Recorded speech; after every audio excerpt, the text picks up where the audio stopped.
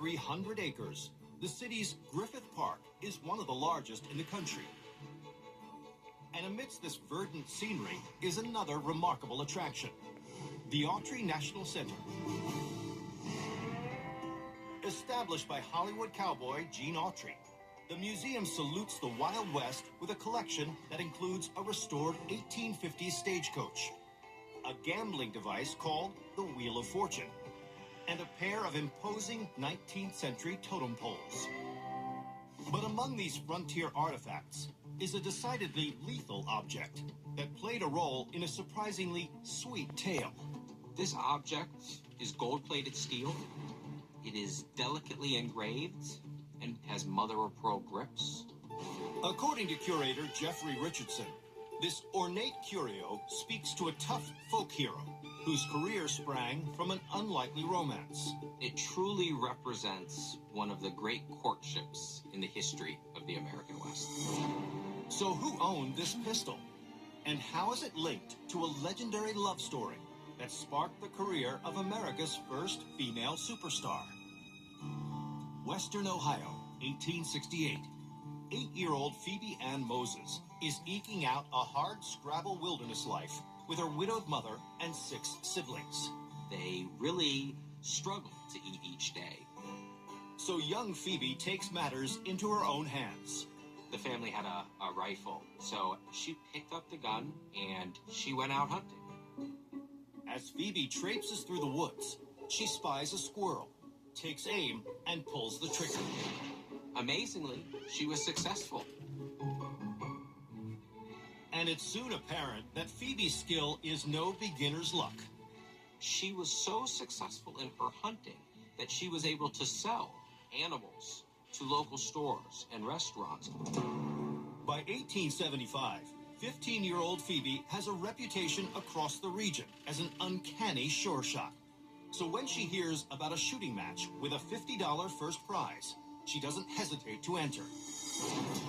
Not even when she learns the competition is the famous touring marksman, Frank Butler. Frank Butler would travel around the country doing shooting exhibitions. And when he arrived in a different town, he would put up a bet that he would be able to outshoot anyone in that particular community. Yet experience fails to prepare him for his fresh-faced challenger. Really, to Frank's utter amazement, the competition was a 15-year-old young girl. The match's rules are simple. The two will take turns shooting clay pigeons. The first one to miss loses. It's widely assumed it will be Phoebe. There were very few people who thought she could best this great traveling marksman. As soon as the competition begins, Frank learns that he wildly underestimated his opponent.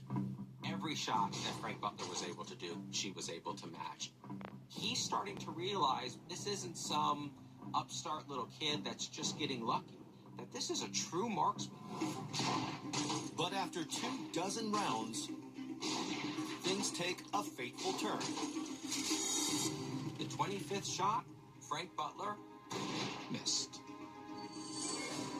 On her 25th shot, Phoebe Ann Moses destroyed the target.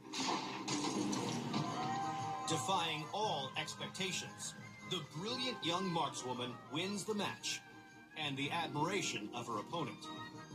I imagine Frank Butler had to know that she was something special.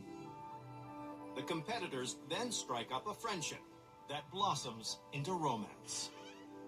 And on August 23rd, 1876, after a whirlwind courtship, the couple is married. As Mrs. Frank Butler, Phoebe gladly hangs up her rifle. For several years, Phoebe basically works as an assistant for Frank Butler. But it seems fate has Phoebe in its crosshairs. On May 1st, 1882, Frank's stage partner suddenly falls ill, and he scrambles to find a last-minute replacement.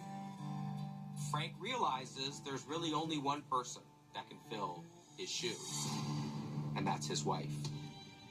Phoebe agrees to stand in, but adopts a new name for her on-stage persona. By combining her middle name, Anne, with what is reportedly an old family surname, Annie Oakley is born. this very young, beautiful, feminine woman on stage had such an impact on audiences that almost immediately Frank Butler knew that Annie Oakley would be the star of the show. As her star rises, Annie's talent catches the eye of renowned cowboy and showman William Buffalo Bill Cody, who invites her to join his Wild West extravaganza. And that ultimately gave her the exposure that made her the most successful, the most popular woman in America. Off-stage, Annie Oakley and Frank Butler remain devoted companions. And in 1892, as a tribute to his wife, Frank gives her a specially crafted pistol, now part of the Autry's permanent collection. The gun is truly a piece of art and worthy of someone of Annie Oakley's stature. The Butlers' romance endures for half a century. Then, in November of 1926, Annie Oakley dies at the age of 66. 18 days later, Frank Butler also passes away. They truly could not live without one another. Today, this pistol, housed at the Autry National Center in Los Angeles, is a sentimental symbol of one of history's most celebrated sharpshooting couples.